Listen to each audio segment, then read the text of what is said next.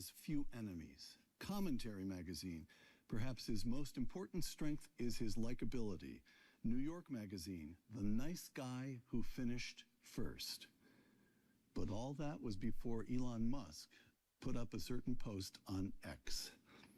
The 56th Speaker of the United States House of Representatives, Mike Johnson, on Uncommon Knowledge now.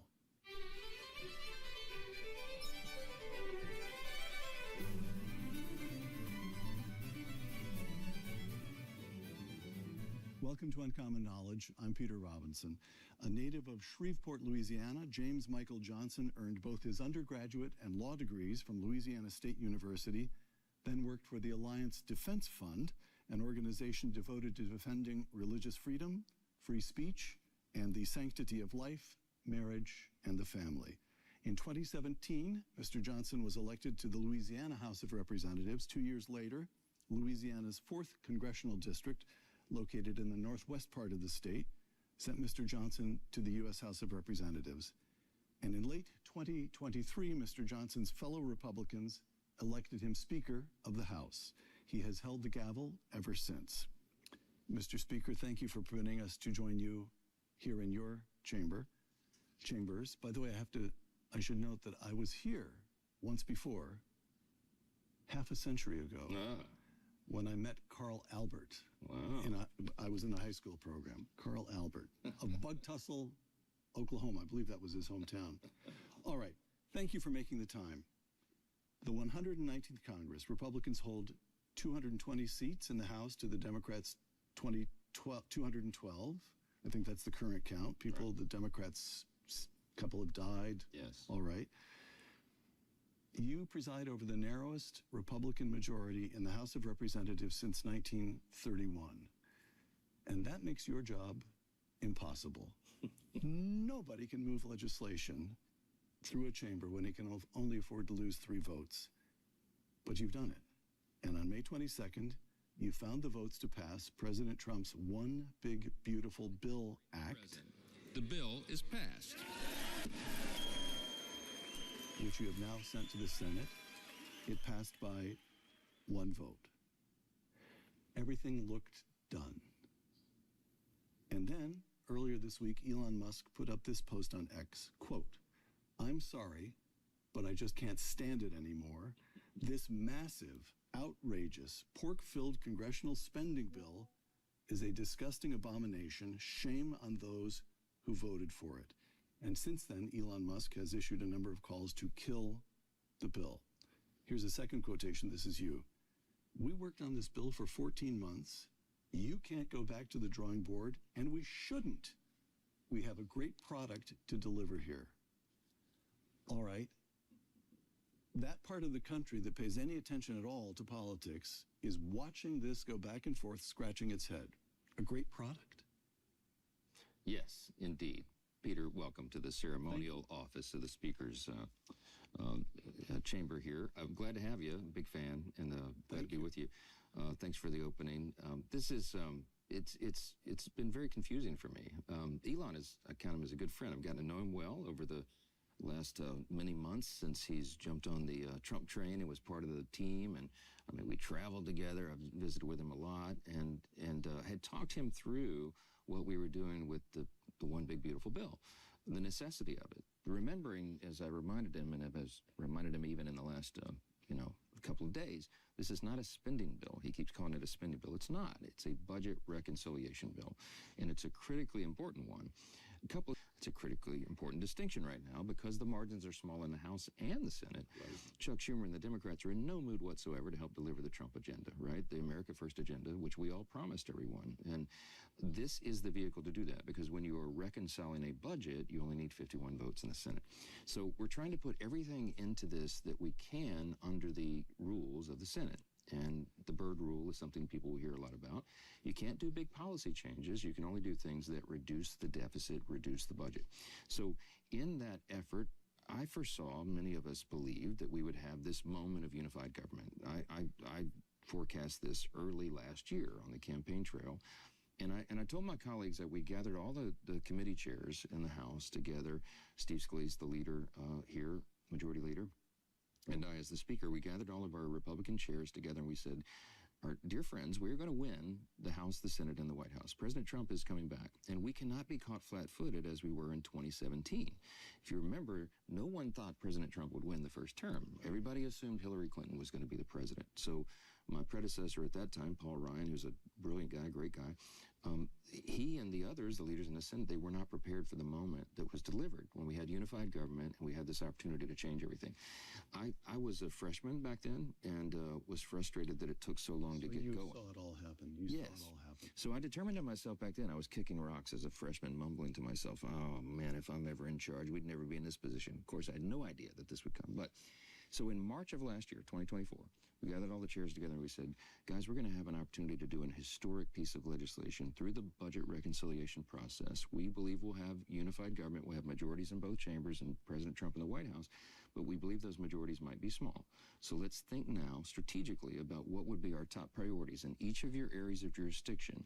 Come up with your top 5 to 10, the best things you could deliver on all of our promises. That's where this began. So the genesis of this big, beautiful bill began 14 months ago. In this chamber. In this chamber. And we worked slowly, methodically, just as the framers intended for the process to work. And the consensus building operation that we have with the smallest margin in history, we had a 1-vote margin for much of the first 100 days of this Congress. But we delivered that product. And what's in it is incredible. It is truly historic. Historic level of tax cuts and a historic level of savings, which I keep reminding my friend Elon and others. We're going to deliver, by our estimates, $1.6 trillion in savings. There has never been a legislative body in the history of mankind that's delivered $1.6 trillion in savings. Now, when you say, excuse me, let me just play the layman here. Sure. So when you say savings, that's not cuts? How? It's a combination. It's a combination. So here's what's in the bill. I'll tell you that and then how we get there. So we have, if we don't make the tax cuts permanent from 2017, there's a tax hike, effectively. Largest in history. It'll happen by default at the end of December when the tax cuts expire. So we must do that. But we want to deliver savings as well. We also have to have border security. We have an historic level of investment in border security because that was the #1 issue in the election. You know, the last administration opened it wide, so we have to repair all that. We have a big investment in our military-industrial base. Why? Because we're in a very dangerous time, and China and others are our competitors. Then we also do no tax on tips, no tax on overtime. We have tax relief for seniors, all the things the president promised on the campaign trail. We've got all that woven in. American energy dominance will return because we have regulatory reform. We're going to restore peace through strength, and we're going to strengthen and preserve the programs that people rely upon so much, things like Medicaid and SNAP that our vulnerable populations need. We're going to secure and strengthen those programs by eliminating fraud, waste, and abuse. So many other things. All of that. The reason we call it, the president named it, the One Big Beautiful Bill, is because there's so much in it. And we have to deliver that, and we have to do it ASAP because the people need that relief. It's going to be jet fuel to the U.S. economy, and we got to do it now. Okay, so if I may ask a few more questions here. By the way, in the old days, I interviewed Milton Friedman, and Milton Friedman not only sat there and listened to the questions, but he would rewrite. He would say, no, you should be asking this, and then he would answer. So correct me if I'm missing. I'm no Milton Friedman. But if I'm missing something. So, can you explain to me as a layman? You mentioned reconciliation bill is the only bill in which the Senate does not require 60 votes for cloture. You mentioned and an ordinary American is saying, why do these guys operate under all of these strange, arcane rules? And I guess the answer is Article 1 of the Constitution of the United States establishes the president comes second. He's Article 2. Article 1 is the Congress of the United States. What goes on here matters. Right. And because it is a large body, it has to have rules. If it didn't have this set of rules, it would have another set of rules. And what this set of rules has to be said for it is that people understand them. They've been in place for a long time now. Is that correct? Is this the way? That's a good summary. Look, we live in the greatest country in the history of the world. It's not even close. It's objectively provable. We're the most free, most successful, most powerful, most benevolent nation that's ever been. Part of the reason for that is because I believe the founders were divinely inspired to set up the system that we have. We separated the powers. We did something no nation had ever done before. We created a government truly and literally of, by, and for the people. We don't have a monarch, no king. We have a constitutional republic, but we're still an experiment on the world stage.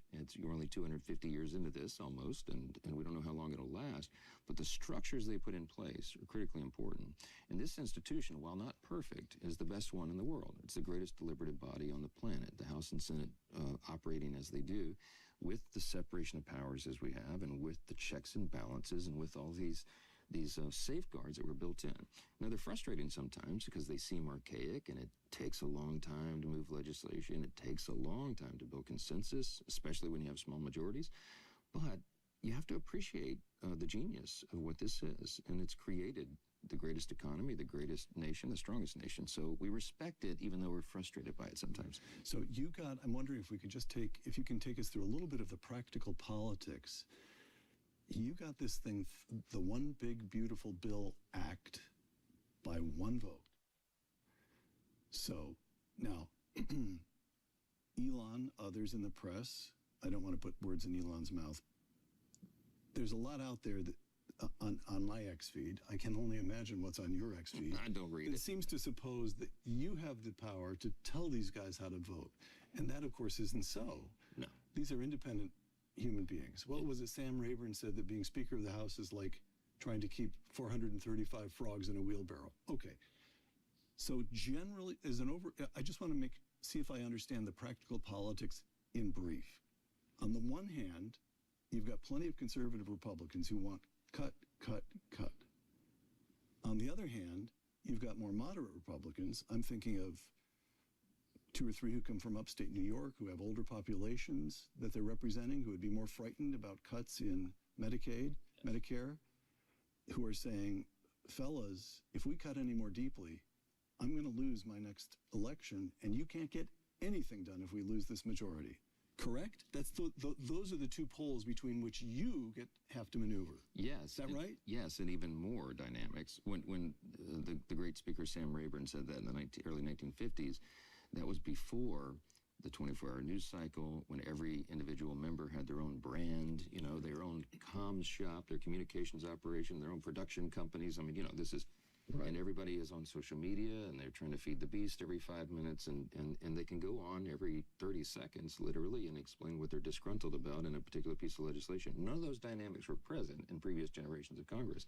So it makes it very difficult to keep all that together. Yes, we have a very diverse Republican majority. There are members who are elected, for example, in districts that are rated R plus 26, means they lean far to the Republican side, right. Deep red districts. And I have members in our conference who are elected in districts that weigh heavily Democrat. They defy gravity and defy the odds to be elected. So they look at the same set of problems with very, very different lenses. They represent very different constituencies in many cases. And there's a wide range of opinion. People say all the time, how come the Democrats all stick together and Republicans don't seem to? The answer is pretty simple. Democrats really do think and act like a union. They are kind of socialist in their philosophy and their ideology, and they clump together and they take orders, and they're pretty monolithic. We, on the other hand, are very rugged individualists and deeply rooted in our philosophy and our principles, and I'm one of those guys, and I appreciate that until you have a one-vote majority, right? So the delicate balance is, as you say, on a bill like this, you have the fiscal hawks, and I'm one of them. I lose sleep over the national debt, and I know that we've got to turn that trajectory. This bill is a historic step forward in doing that.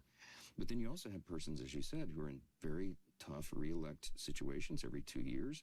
They feel like they can't cut anything from government because there'll be a political backlash. And when the margin is so small, if we lose the majority, it will be a disaster for the country, because if the Democrats took over in 2026 in the midterm, they would impeach President Trump on the first week of that Congress. And we've already seen the movie, right? So everything would be 2 years of wasted time. Totally wasted time. They would just, the economy would be destroyed.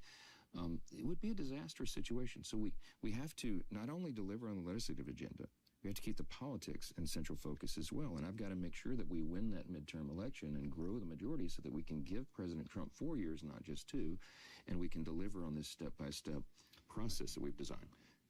So you said several times now that this bill is actually going to reduce the deficit, not add to it. Yeah. A lot of people don't think so. So let me set up the figures and give you a chance to answer. Sure. The figures run as follows. You have all this stuff memorized. You live it every day. The federal deficit during the current fiscal year is going to come in at $1.9 trillion. Total federal debt, $36 trillion.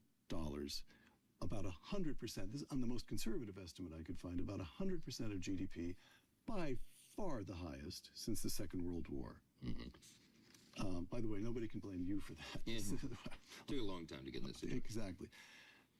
Then we come to the question of scoring. Let me set this up because it's so easy to get lost in quite complicated matters, but this is one where we do have to spend a little time on it because it's become an issue in the last 48 hours. Right. The Congressional Budget Office says the BBB, the big beautiful bill, will add $2.4 trillion in debt, I beg your pardon, to the debt over the next decade. The Office of Management and the Budget, the White House's scoring operation, has just come out with a new score that says no, it will do just what you said a moment ago, cut $1.6 trillion over the same period. As best I can make it out, I'll set this up and then give it to you. One component of the new OMB scoring involves these Trump tax cuts of the first term, and it says those should be treated as settled policy, not a new, fair enough, not anything new. But one component is that the tariffs will bring in federal revenues. And I have to say that got my attention because here we have Russ Vought, the director of OMB, and by all press accounts, a fiercely, if not deranged, conservative. Right. And yet on tariffs, every economist will say, all right, so foreign governments or foreign entities may pay some portion, maybe even most of the tariffs, but the American people will pay some. And Russ Vought, of all people, is coming forward and saying, no, no, no, no, no. We're going to be getting the deficit under control. And one way we're going to be doing it is by taking even more money from the American people for the federal government. So even on this argument that you're going to be cutting debt over the next decade, there's something very disheartening right in the middle of that, isn't there? So talk me out of it. Yeah, this is pretty easily explained. Okay, good. So go slowly for me. Okay, me you're talking to here. The CBO, the Congressional Budget Office, is supposed to be a neutral arbiter. They're supposed to be nonpartisan and all that, right? It was a study that came out about a month ago, a government accountability group, and they went to check into the backgrounds of the actual number crunchers at CBO, and 84% of them are dyed-in-the-wool Democrats, donors to Elizabeth Sanders and Bernie Sanders, Elizabeth Warren, and the others. So set that aside. Their assumptions are incorrect, and the CBO is historically inaccurate when it comes to projecting growth in the economy. They do some things okay, but anytime they're doing an analysis on tax cuts, they always and every single time underestimate the effect that will have in the economy. Right. They did it during the TCJA when we passed the Tax Cuts and Jobs Act, the signature piece of legislation of the Trump administration the first 2 years.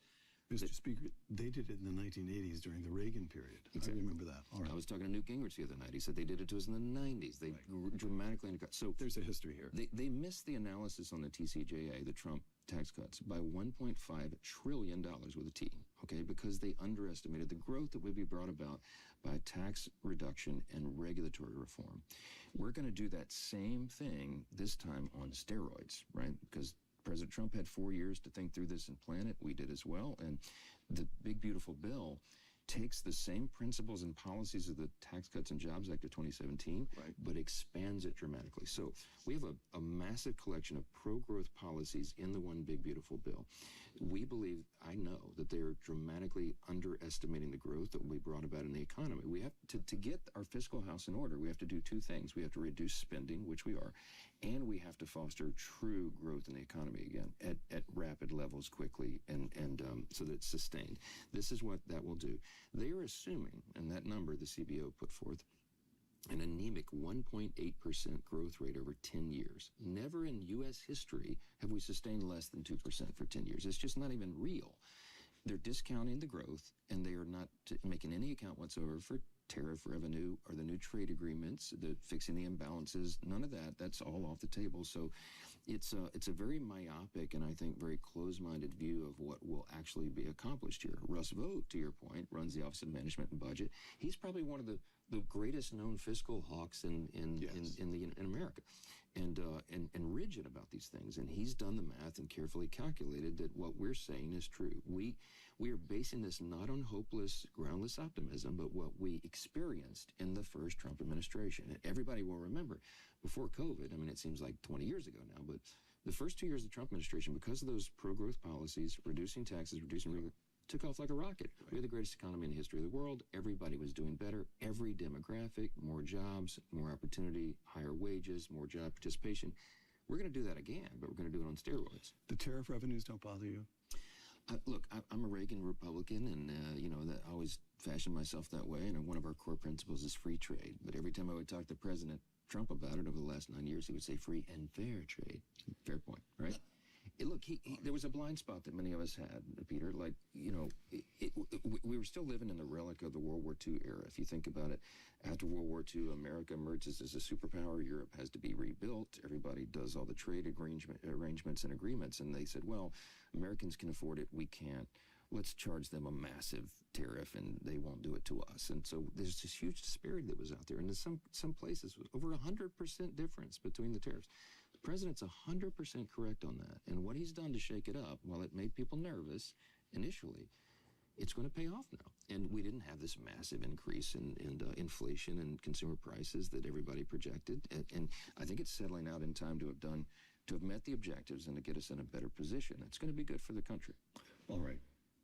Here you are on X, I'm quoting you again, and here you are replying to the charge that the BBB, Big Beautiful Bill, did not codify the DOGE, the cuts, the waste, the fraud, and so forth that DOGE identified. Oh, you're rolling your eyes. Yeah, because you've only answered this one 300 times already, right. But let's take it. The House is eager to act on DOGE's findings. We will do that in two ways. One, when the White House sends its rescission package to the House, and a first rescission came up here yesterday, I believe. Yes. Two, the House will use the appropriations process to implement President Trump's 2026 budget. So let's take those in turn. You're arguing, folks, I'm a conservative.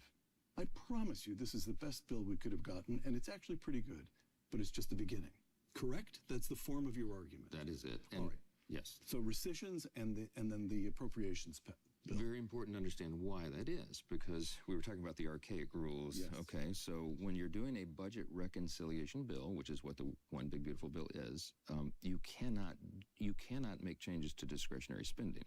So what the DOGE cuts have been focused on is those areas. There's two categories of spending in the federal government. Mandatory spending is on the programs Social Security, Medicare, Medicaid. 2/3 of the federal budget. Roughly. Exactly. So it's 73-74% of spending, which is on autopilot, which is frightening. Okay, that's something we have to address, and we have a plan to do it. But right now, when you're reconciling the budget, you can only deal with those categories. We don't have any ability to handle discretionary spending changes in reconciliations. It was never possible. So it was impossible under the rules. So the way we're going to codify the DOGE savings, which I am a big fan of. I mean, I've celebrated Elon's efforts. It's heroic and patriotic. He and I worked on this together. I went and met with him in early February, and he was just getting started. And I said, Elon, there's a 3-step process for us to be able to make this permanent, not be a flash in the pan, right? We have to codify this, but to codify it, we have to first qualify and then quantify and then codify what you're finding. To Elon's credit, I mean, he did something unprecedented, and there was no playbook for how to take that and turn it into legislative text. So we developed that over the last few months, and that first rescissions package is coming from OMB, Russ Vought. Right. They've done the qualify and quantify part. Now we're ready to codify. By the way, where does the qualify and quantify exist? Is that at OMB? OMB and Treasury. Well, DOGE says, hey. Do you have people working on it up here? Yes, it's a combination. It's a lot of moving parts to this. But in short summary, in layman's terms, DOGE says, hey, we found these atrocities, overspending, fraud, waste, and abuse. We're going to send it over to you, make sure our math is right and we got the right accounts, and they do all that, and it's all verified in that way. And then it's set up, and then Office of Management and Budget does another calculation to say, okay, well, that's right. We shouldn't have been funding transgender operas in Peru under USAID, right? We obviously did not intend that. It was not the intention of the Article 1 branch of Congress. We got to claw that back. So a rescission package has been sent to us. It's foreign aid spending that was Largely egregiously USAID. abused. Yes, largely that. And then Corporation for Public Broadcasting, because NPR and PBS have been abusing the system for quite some time with their non-objective coverage, et cetera. So that comes over to us for Congress to then evaluate and vote upon, and we're going to pass that. And we'll be able to claw back those savings. That's the first of a series of rescissions package that are being planned, because they're doing the qualify, quantify on other DOGE savings and other things that Russ Vought and OMB were already planning. We're going to do that. Then we have the actual spending bills, the actual appropriations process, right? Where we're going to spend less because now we have new analysis. See, what I told Elon is that what's really great about the DOGE effort is that it's a new paradigm. It's a paradigm shift, because the framers of this grand system we have, they wanted a small federal government. They wanted most of the power reserved to the states. As we know, that's our system, right, in federalism. And for the federal government to do its limited number of responsibilities, they expected Congress to have careful oversight over what was done. The problem is, for lots of reasons, over the decades, Congress got less and less oversight ability because the bureaucracy grew and they began to hide the data. So look, we've tried. I've been in Congress 9 years. We try to do oversight in our areas of jurisdiction.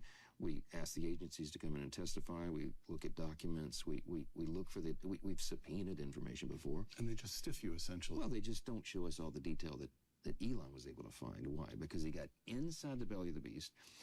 He had access to the real accounts, and he has magic algorithms crawling through the data to find irregularities. We never had that capability. The technology didn't exist before, and we never had a person with that kind of stature with the imprimatur of the president who was bold enough to do it, to actually crack the code, and they did. So it's changed the way accountability in government works, and we're going to continue that as a theme going forward. So could I, this question of continuing DOGE's work, could we pause on that for just a moment? So the big news is that Elon has gone back to Austin to run Tesla and SpaceX, which everybody knew he was going to sooner or later. And then there's this, I just feel, I live in California, but I could almost feel Washington heave this sigh of relief. And yet, on the other hand, I know, for example, because he's a friend of mine, there's a young, brilliant tech guy called Sam Korkos, who's now been made Chief Information Officer down at Treasury. And the Secretary of the Treasury thinks very highly of this effort. And the notion that the IRS needs updated systems, that there's, in other words, as best I can tell, there are Sam Korkoses or versions of him who came to this town with DOGE and are either still with DOGE or have already been brought into the departments. So it really is, well, you use the term paradigm shift. That's not just fancy talk. There are people in place who are going to continue this effort, correct? Yes, and I told Elon, and we've had delightful conversations about this. I said, Elon, you think of this as a data analyst and a scientist. I look at it as a constitutional law attorney and a historian and a legislator. This is about more than saving money. We're going to restore the framers' original vision for how this was supposed to work. You all are going to leave behind this new paradigm that will allow Congress to have actual oversight again at a real granular level, where we can actually do line-by-line auditing of the government, right? That hasn't been a thing here for quite some time, as amazing as that sounds. So it's true, and it will continue, and it's larger than any individual. It's larger than Elon. It's a new system that is put in, and it's an efficiency streamlined system. So the exciting thing about it is now also there's at the state legislative level around the country, state legislatures like in my home state Louisiana are creating DOGE committees. They're doing it at city council levels in my state and others. So it's brought about a new awareness and a new sort of expectation of accountability. And now that we have the technology, we have the algorithms and the things that can go through the data. We don't have old books and paperwork in warehouses anymore. Now it's digital. We can actually do this again, and I think it's an incredible innovation. It happened at the perfect time, and we give credit where credit's due. Elon deserves credit for being bold enough to set that up. All right. The BBB is now over in the Senate. The GOP holds a majority of 3 seats in that chamber. I count, you're better at counting these people than I am out in California, I count 4 Republican senators who have already expressed serious reservations. Rand Paul, Ron Johnson, Mike Lee, and Rick Scott. Lose all 4 of those and that bill goes down. So you're looking at me as though, oh, how could you ask such silly? Go ahead. No, it's not. So what's there are others too. I mean, there are others that have concerns here's the in question. different areas. Yeah. So Elon puts up that tweet. You've explained why he's missing certain things. He should know better. On the other hand, He's riled up a lot of people in the conservative direction. Have the politics now shifted such that the GOP on the other side of this building can get deeper cuts than you were able to get? No? Well, and if they send something back to you, are you going to be able to get through the House? So you were alluding to this when we began about, in a deliberative body like this, we don't get our personal preferences. We're very rarely. I mean, I never get 100% I want on a piece of legislation. I am a deficit hawk. I came to Washington to change the trajectory of debt because I'm worried about my children's future. We all should be, right? We have a plan to do this, but I can't do it tonight. My friend Ron Johnson over there, for example, he'd like to cut $8 trillion from the federal budget tonight. So would I, but I'm about 170 votes short of that, right? So the reality of a deliberative body where you have to be in the consensus building business, is what we do here every day, is you got to see what is possible and not what is preferable to everyone. And so, look, I know all those folks you just listed very well, and many of them are close friends, and I understand exactly where they are. They feel as I do. But remember, the House worked on this for about 14 months before the final product. They're going to all go through 5 stages of grief, each of them. I mean, you have Susan Collins and Murkowski on the other side, right? They're all I can already tell them how this is going to go.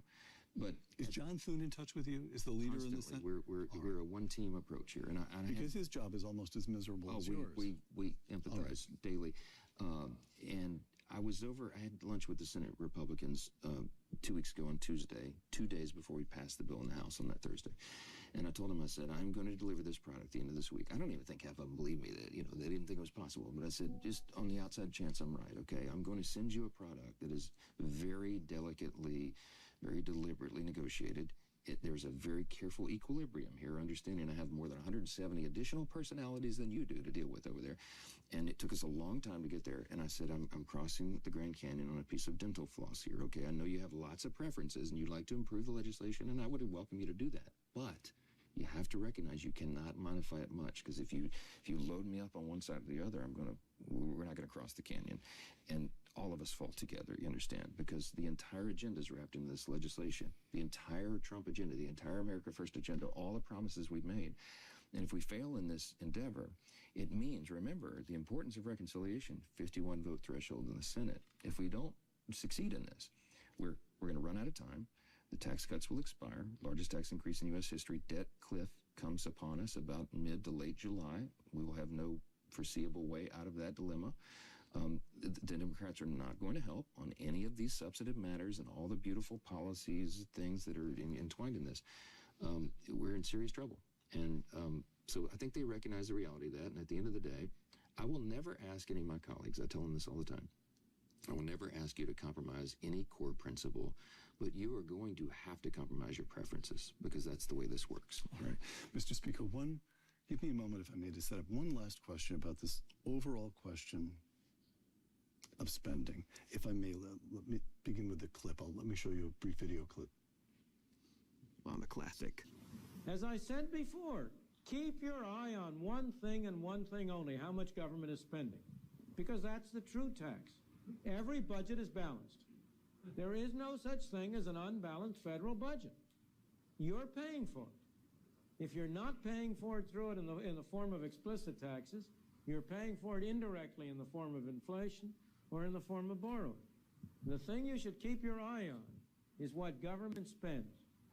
And the real problem is to hold down government spending as a fraction of our income. And if you do that, you can stop worrying about the debt. All right. You know this well. But I just have to lay it out one more time. Economists such as Milton Friedman, from whom we just heard, have been telling us for half a century that in the end, all that matters is spending. That's right. The government will either have to raise taxes or borrow the money or inflate the currency to cover the spending. And yet spending has grown and grown and grown. I sit here as an eyewitness to the Reagan administration, and even Ronald Reagan was only able to contain the growth in discretionary spending by about 1% a year, and the non-discretionary, the entitlement spending, just continued to grow. And it's not just conservatives who are calling for cuts now. Here's the Wall Street Journal just a couple days ago. Quote, J.P. Morgan Chase Chief Executive Jamie Dimon delivered a dire warning for the markets, predicting a crisis unless the U.S. takes steps to address its spiraling national debt. Quote, you're going to see a crack in the bond market, Diamond said. It's going to happen. Close quote. Okay, all that. Now listen, if you will, to a piece of a press release that Chip Roy of Texas released after voting for your big, beautiful bill. This is Chip Roy of Texas, Republican Chip Roy of Texas. After much deliberation, I voted yes. My fellow budget hawk colleagues and I forced reforms. We accelerated Medicare work requirements. We helped stave off further Obamacare expansion. We began to claw back the Green New Deal. And you know, Chip Roy, as far as I know, is a very good man and a thorough conservative. I read that and my heart sank because I thought, oh no. Even Chip Roy is forced to say just the kind of thing Republicans have been saying for decades now. The bus is headed toward a cliff, but don't worry, with us in charge, it's driving more slowly. So it's one thing for you to say to your colleagues, it's not a small thing, but it's one thing for you to say to your colleagues, trust me, I'm an honest broker here. I'm going to help us achieve what we can achieve as a group. It's another and really much more solemn, even more solemn thing for you to find yourself in the position you're in right now, which is saying to the American people, trust me. Yeah. Oh, make me believe that we can. I'm so glad you gave him the opportunity to do that. And I'll cite Friedman and Diamond and Roy in my answer, okay? I'm going to modify your metaphor a little bit. We're not in a bus. I use the metaphor of an aircraft carrier, okay? My son's just finished his freshman year at the Naval Academy. And congratulations. Oh, thanks. We were studying for his, they have to study all the details of the big naval vessels, right? And it's fascinating to get into that. An aircraft carrier does not turn on a dime. It's a massive vessel. It takes a mile of open ocean to turn it when it's at high speed. And so that's what the U.S. economy is, in my mind. We did not get in this situation overnight. It took us quite a bit of time to get here. You mentioned in the Reagan years, he was trying to work on discretionary spending. Since that time, the discretionary spending pie has shrunk, and more of it has become mandatory spending, which is on autopilot, to your point. The mandatory spending is what is the real problem, but it's the third rail of politics that no one wants to touch. We have a plan for that as well. But I would just say, I'm a devotee to Milton Friedman, as we all are, and he was right. He's exactly right. It is that simple. Government spending is the problem. I had dinner with Jamie Dimon on Tuesday night. Jamie Dimon is a supporter of our big, beautiful bill, a vocal supporter. He's been out saying that because he understands it's a generational shift. We haven't turned the wheel on that aircraft carrier in decades, not in any meaningful way. This bill truly is the first big turn on that wheel to begin the aircraft carrier going like this. Chip Roy is a dear friend of mine. We agree 100% on the principle and the policy. His tactics are sometimes different than mine. He has a little more luxury to do and say things that I don't because I got to get everybody there at the end of the day. But Chip and I have talked about this late into the night, many nights since we've been here together. In fact, he was assigned to be a mentee of mine when he came in as a freshman. Oh, really? Yeah, we have lots of history together, and I love him. But Chip and I agree. We have a multiple-step process to do this. We're the party of fiscal responsibility. We're the only ones. The Democrats do not seem to care at all about the debt. They will spend us into oblivion, which is how we got into this situation. The last 4 years in Biden and Harris was spent like drunken sailors, right? So we have to get this thing corrected. We have a plan to do it. The big, beautiful bill is a very important first step in that. Saving $1.6 trillion is a big thing, but scaling down the size and scope of government at the same time. That's how you reduce spending. The DOGE effort is part of this. The president's effort of scaling down the bureaucracy and cutting back the departments and the agencies. We're going to do everything we can in the discretionary space, and you're going to see that as a continuing theme through rescissions, through the appropriations process, through how this Congress operates, so far as long as I'm at the helm. And then we have a plan to address the larger mandatory spending, and we have to do it. It has to be bipartisan. Because it's going to require that. But you need reasonable, honest people who will look at the situation and say, we can make minor modifications to the programs that don't disenfranchise or leave anybody out. But we have to do it. If we don't, they're going to be insolvent. We're within like about an 8-year window for Medicare and Social Security and Medicaid for that matter to be insolvent so that the people that rely upon it don't have those resources anymore. Congress has an obligation to fix it. Congress has had that obligation for decades, but it hasn't been done. And so we're going to have to build into the membership the understanding and the resolve to do the right thing. And I am committing that we will do that. We will be fiscally responsible. This big, beautiful bill is a very important first start in that. And I hope everybody will dig in and understand enough to recognize and appreciate what we're trying to do here. All right. I have a couple of last questions, but I'd like to extract one more promise from you. I mean, save the country, that's fine, but when you get to dealing with the non-discretionary spending, will you sit down with me again? Sure, we're going to need lots of discussion. I would imagine. Yeah. I would imagine. All right. So you've said several times, time. You can't move the aircraft carrier all at once. It's a big vessel. It requires persistent effort. Politics. Mm-hmm. As you well know, one of the most persistent patterns in politics is that in off-year elections, the president's party loses. In fact, only twice in 90 years has a sitting president's party picked up seats in that first 2 years. Okay, and in President Trump's first term, Republicans lost over 40 seats in this chamber. You can't afford to lose 40 seats. I still have PTSD from that experience. I'm sure, okay.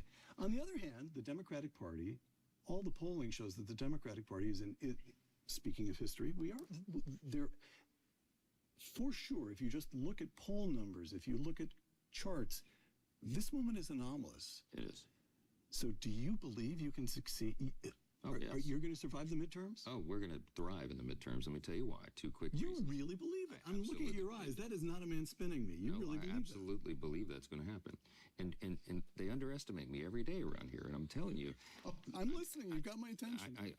There's a couple of very simple, logical reasons why. We will defy history and we will grow the majority in the House in 2026. Two quick reasons in summary, and I can give you a 90-minute slide presentation on this if we have time. But we experienced a true demographic shift in the 2024 election. We are in unprecedented times. We had a record number of Hispanic and Latino voters, Black and African American voters, Jewish voters, union workers who came to the Republican Party, not reluctantly. They came with hopeful anticipation because the Democrat Party left them behind. The woke progressive left went too far. They pushed that pendulum too far, and they lost a lot of their folks. They came to us. I was talking to Newt Gingrich the other night on the phone, and he said, Mike, I know you're mired in the daily management of all this, but he said you should zoom out for a moment and consider the historic significance of where we are. This is not unlike Reagan in 81. Like, we have these new groups that came.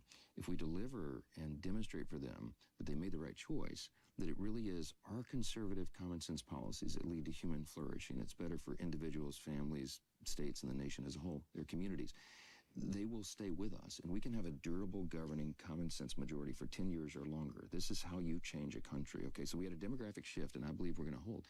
The big, beautiful bill is geared for lower and working class Americans. They are going to receive the greatest amount of tax relief and experience in that economy, that growth economy, more jobs and opportunity and stepping up on the next rung on the ladder. This is going to be a good thing for us, that mood going into that midterm cycle. And the other thing is, providentially, we have the most favorable election map that we faced in decades. And what I mean by that is, as you and I are sitting here talking this morning, there were 13 House Democrats sitting in districts that President Trump won.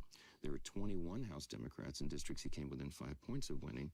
Conversely, there's only 3 House Republicans sitting in districts that Kamala Harris won. So it's a totally lopsided map. It gives us an offensive opportunity to go and flip those seats. And one of the other things I'm doing in addition to the legislating and the politics and the fundraising, we're doing candidate recruitment right now. We're in that phase. And we are recruiting workhorses and not show ponies around the country in these districts to flip them. Extraordinary people who are bringing extraordinary talent. I'm convinced we're going to grow the majority by winning those seats. Mr. Speaker, your staff is just off camera. Apparently, you have a large institution to run. Yes. So I have just one last question, and you may limit it to one word if you'd like to.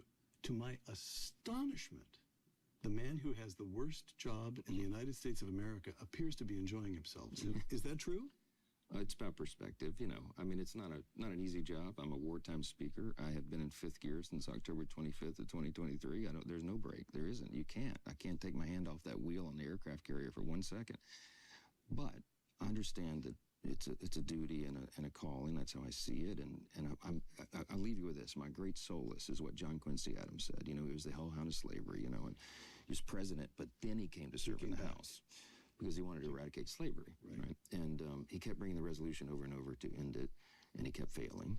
And as the story goes, I know where he was sitting, allegedly, or by legend, in Stat Hall, the old House chamber, when a younger member of Congress went up to him and said, they still called him Mr. President, why are you doing it? The resolution is going to fail again. Why? And he said, young man, duty is ours, results are God's, right? It's a great, liberating way to live. And that's my perspective. And so I'm trying to be a happy warrior like Reagan taught us to do. And I'm convinced America is the greatest nation in the history of the world. I'm convinced that God has given us another chance to save it. And that's why I keep doing this job and keep smiling. They can't bring me down. Mike Johnson, 56th Speaker of the United States House of Representatives. Thank you. Thank you. For Uncommon Knowledge, the Hoover Institution, and Fox Nation, I'm Peter Robinson.